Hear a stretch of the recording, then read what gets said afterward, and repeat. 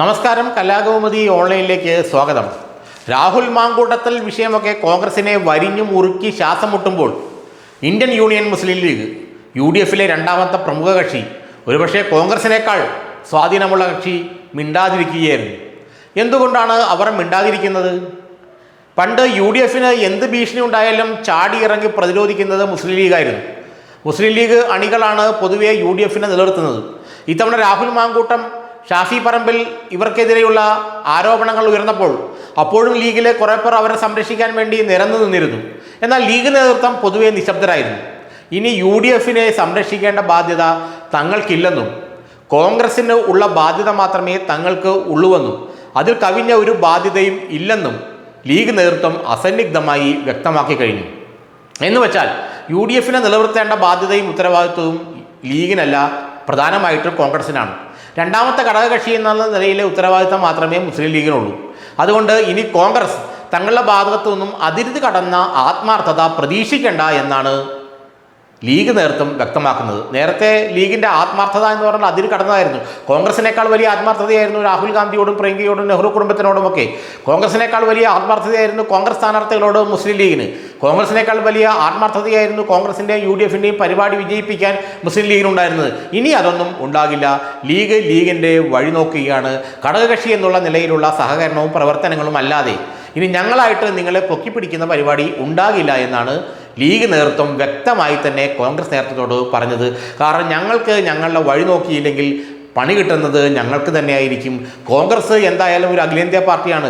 നിങ്ങൾ നിൽക്കുകയോ പിഴയ്ക്കുകയോ വീഴുകയോ എന്ത് വേണമെങ്കിലും ചെയ്യാം. അതിനൊക്കെ നിങ്ങൾക്ക് ഒരു അഖിലേന്ത്യാ നേതൃത്വമുണ്ട്. എല്ലാ സംസ്ഥാനങ്ങളിലും കോൺഗ്രസ് എന്നുള്ള പാർട്ടിയുണ്ട്. അതുകൊണ്ട് നിങ്ങൾക്ക് കേരളത്തിൽ എന്ത് സംഭവിച്ചാലും അഖിലേന്ത്യാ തലത്തിൽ കോൺഗ്രസിന് ഒന്നും സംഭവിക്കാൻ പോകുന്നില്ല. എന്നാൽ ലീഗിന് അങ്ങനെയല്ല. കേരളത്തിൽ ഉണ്ടാവുന്ന വീഴ്ചകൾ ലീഗ് എന്ന പാർട്ടിയെ, ഇന്ത്യൻ യൂണിയൻ മുസ്ലിം ലീഗ് എന്നാണ് പേരെങ്കിലും ദേശീയ പാർട്ടി എന്നൊക്കെയാണ് പറയുന്നതെങ്കിലും കേരളത്തിൽ ഒരു അടി കിട്ടിക്കഴിഞ്ഞാൽ അതാണ് പാർട്ടിക്ക് കൊള്ളുക. അതുകൊണ്ട് കേരളത്തിൽ ഞങ്ങളുടെ കാര്യം ഞങ്ങൾ നോക്കിയേ മതിയാകൂ. ഇനി രാഹുൽ മാങ്കൂട്ടമല്ല, എന്ത് മാങ്കൂട്ടമായാലും എന്ത് തേങ്ങാക്കൂട്ടമായാലും അത് നിങ്ങളുടെ മാത്രം ബാധ്യതയാണ്, നിങ്ങളുടെ മാത്രം പ്രതിസന്ധിയാണ്. ഞങ്ങളെ അതിൽ പിടിച്ചിടണ്ട. ഞങ്ങളുടെ അണികൾ ഇനി കാര്യമായി ഇത്തരം വിഷയങ്ങളിൽ രാഹുലിനെയോ ഷാഫിയെയോ ഒന്നും സപ്പോർട്ട് ചെയ്യാനോ പിന്തുണയ്ക്കാനോ ഇറങ്ങുകയുമില്ല. കഴിഞ്ഞതെല്ലാം കഴിഞ്ഞു. നിങ്ങൾ നിങ്ങളുടെ വഴിക്ക് പോവുക, ഞങ്ങൾ ഞങ്ങളുടെ വഴിക്ക് പോകും.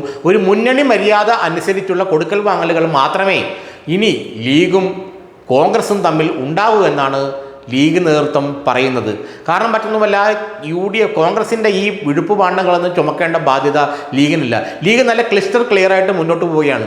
കേരളത്തിലെ ഏറ്റവും മികച്ച CPM കഴിഞ്ഞാൽ ഏറ്റവും സ്വാധീനമുള്ള രാഷ്ട്രീയ കക്ഷി എന്നുള്ള നിലയിലും ഏറ്റവും മികച്ച കേഡർമാരെന്നുള്ള നിലയിലുമൊക്കെ ലീഗ് തങ്ങളുടെ പരിപാടികളുമായി മുന്നോട്ട് പോവുകയാണ്. ഇനി കോൺഗ്രസിന് വേണ്ടി ജയ് വിളിക്കാനും കോൺഗ്രസ് നേതാക്കന്മാരെ രക്ഷപ്പെടുത്താനും അവർക്ക് വേണ്ടി രാവും പകലും പണിക്കിറങ്ങാനും ലീഗിനെ കിട്ടുകയില്ല. ലീഗിൻ്റെ കാര്യം നോക്കും. മുന്നണി മര്യാദ അനുസരിച്ച് കോൺഗ്രസുമായിട്ടുള്ള ബന്ധമുണ്ടാകും. കോൺഗ്രസ് സ്ഥാനാർത്ഥികളെ വിജയിപ്പിക്കാൻ ലീഗ് മുന്നിട്ടിറങ്ങും. അത് മുന്നണി മര്യാദയുടെ ഭാഗമാണ്. അതിലൊന്നും ഒരു കുഴപ്പവും ഉണ്ടാവില്ല. പക്ഷേ അതിൽ കടന്ന ആത്മാർത്ഥത ഇനി ലീഗിൽ നിന്നും പ്രതീക്ഷിക്കേണ്ട എന്നുള്ള സന്ദേശമാണ് കോൺഗ്രസിന് ഇന്ത്യൻ യൂണിയൻ മുസ്ലിം ലീഗിൻ്റെ നേതൃത്വം നൽകുന്നത്. അത് പാണക്കാട് തങ്ങളടക്കമുള്ളവർ അത് വ്യക്തമാക്കി കഴിഞ്ഞു എന്നാണ് മനസ്സിലാക്കാൻ കഴിയുന്നത്. കാരണം ഇങ്ങനെ പോയി കഴിഞ്ഞാൽ വരുന്ന തെരഞ്ഞെടുപ്പിൽ കോൺഗ്രസിൻ്റെ അവസ്ഥ എന്താകുമെന്നൊക്കെ ലീഗിന് നല്ല ഭയമുണ്ട്. അതുകൊണ്ട് തങ്ങളും കൂടെ ഈ പ്രതിസന്ധിയിൽ കൊണ്ട് തലവെച്ച് കൊടുത്തു കഴിഞ്ഞാൽ പിന്നെ തങ്ങളുടെ തല പോയി കഴിഞ്ഞാൽ പിന്നെ ആരുണ്ട്? കാരണം ലീഗിൻ്റെ ഹൈക്കമാൻഡ് എന്ന് പറയുന്നത് പാണക്കാട് തങ്ങളാണ്, കേരളത്തിൽ തന്നെയാണ്. കോൺഗ്രസിന് വേറൊരു ഹൈക്കമാൻഡറല്ല. അവർ ഒരു നേതൃത്വം അല്ലെങ്കിൽ വേറൊരു നേതൃത്വത്തെ കൊണ്ടുവരും. ഇപ്പോഴുള്ള നേതൃത്വം പരാജയപ്പെട്ടാൽ വേറൊരു നേതൃത്വത്തെ അവരുണ്ടാക്കിയെടുക്കും, അത് കൊണ്ടുവരും. അത് കോൺഗ്രസിൻ്റെ സ്വഭാവമാണ്. പക്ഷേ ലീഗ് എന്ത് ചെയ്യും? ലീഗിൻ്റെ ഹൈക്കമാൻഡും നേതൃത്വവും വർക്കിംഗ് കമ്മിറ്റിയും എല്ലാം മലപ്പുറത്ത് തന്നെയാകുമ്പോൾ പിന്നെ ലീഗ് സൂക്ഷിച്ച് നിൽക്കണം, സൂക്ഷിച്ച് കളിക്കണം. അതുകൊണ്ട് എന്തായാലും ഇനി നിങ്ങളായി നിങ്ങളുടെ പാടായി എന്നാണ് കോൺഗ്രസ് നേതൃത്വത്തോട് ലീഗ് പറയുന്നത്. ഏതായാലും കോൺഗ്രസിൻ്റെ വീഴ്ചകൾക്ക് പാപഭാരം ഏറ്റെടുക്കാൻ ഇനി ഞങ്ങളില്ല എന്ന് ലീഗ് അസന്നിഗ്ധമായി പ്രഖ്യാപിച്ചു കഴിഞ്ഞു.